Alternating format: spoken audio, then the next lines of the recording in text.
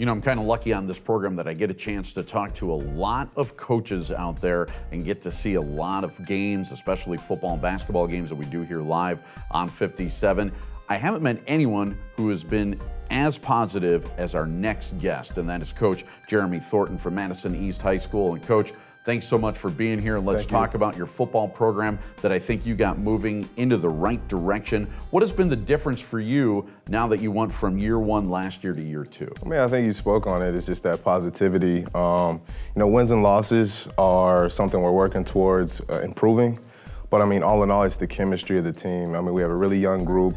We still had a lot of juniors on the team. A great group of seniors, you know, but we only had like 12. So most teams coming into programs, they have 20 to 30. And so that's something we're improving on. We have a hard hitting group of juniors and sophomores coming up behind them that'll be juniors and seniors. And so they're all positive, and they're really focusing on the number one thing, and that's getting better on and off the field, and that starts in the weight room. Yeah, and I think, you know, so many people will actually talk about the, you know, the wins and losses, and that's what's going to denote improvement. But, you know, we've been able to see it in other areas for you guys. And, you know, talk about, too, like the entire scope. What have you done to improve the football program as a whole? So, I mean, honestly, you know, I went around and knowing that I'm new to this, you know, and I've only experienced it as a player and then as an assistant coach.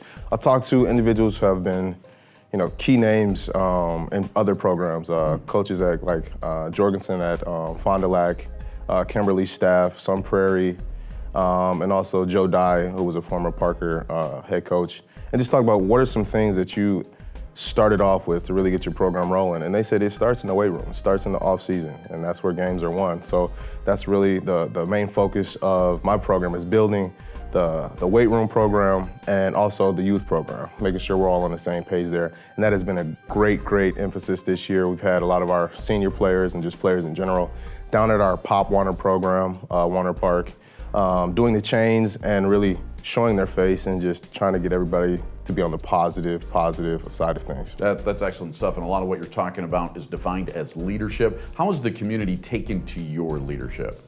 I think it's always, when you have a situation where someone's changing regimes, it's always a process. But what I've tried to do is, you know, get my face out there, be at games, you know, be in the community. If it's volleyball, if it's soccer, I'm there. Just showing my face, letting people know this is who I am and this is the direction I'm trying to take this program.